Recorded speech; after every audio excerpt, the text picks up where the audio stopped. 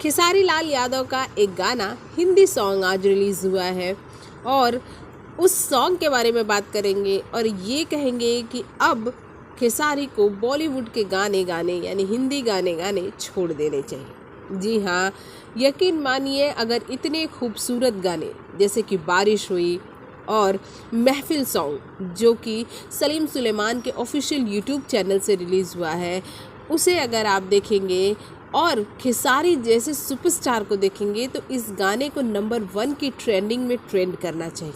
लेकिन आलम ये है कि गाने ढंग से व्यूज़ भी नहीं पा रहे हैं।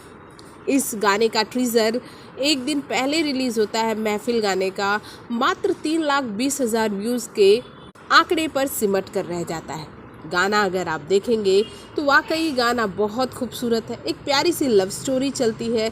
गाने में हर एक वो चीज़ है जो गाने को सुपर हिट बनाती है। खेसारी जैसा चेहरा है, उनके जैसा स्टारडम है, साथ ही साथ गाने के लिरिक्स अच्छे हैं, म्यूज़िक अच्छा है, गाना सॉफ्ट है, दर्द भरा है, प्लस गाने के साथ जो एक रोमांटिक लव स्टोरी चल रही है वो भी बहुत प्यारी लगती है।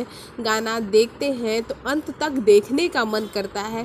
लेकिन ये क्या, खेसारी लाल यादव का चार्म जैसे मानो उड़ सा गया है, ख़त्म सा हो गया है।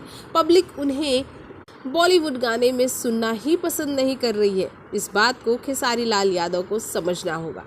रही बात खेसारी की आवाज़ की, तो हम आपको यहाँ ये बता दें कि यहाँ पर अगर किसी और एक्टर की आवाज़ होती लाइक रितेश पांडे या पवन सिंह तो ये गाना सोने पे सुहागा होता। यहाँ पर होश वर्ड आता है और खेसारी लाल यादव उसे तक प्रोनाउंस नहीं कर पाते हैं गाने में। खेसारी लाल यादव को इस पर काम करना ही पड़ेगा। अरे जब ऐसा गाना गाते हैं तो उन्हें पता होना चाहिए कि होश और होश में अंतर होता है। खैर, हम यहाँ खेसारी लाल यादव को कखा गगा नहीं सिखाने बैठे हैं, लेकिन आपको ये समझना होगा कि ये खेसारी लाल यादव जैसे एक्टर को समझ लेना होगा कि पब्लिक उन्हें अब भोजपुरी गाने में ही सुनना चाहती है। दर्द भरे गानों के लिए वो रितेश और पवन सिंह पर ही इसका जिम्मा छोड़ दें और अपने वो जिस तरह से जिस अंदाज में गाते हैं उसी अंदाज में गाएं, क्योंकि पब्लिक उन्हें उसी अंदाज में पसंद करेगी। खैर, हमारी ये प्रतिक्रिया है इस गाने को लेकर। आप क्या कहना चाहेंगे कमेंट बॉक्स में कमेंट कीजिए। साथ ही चैनल को सब्सक्राइब करना बिल्कुल न भूलिए।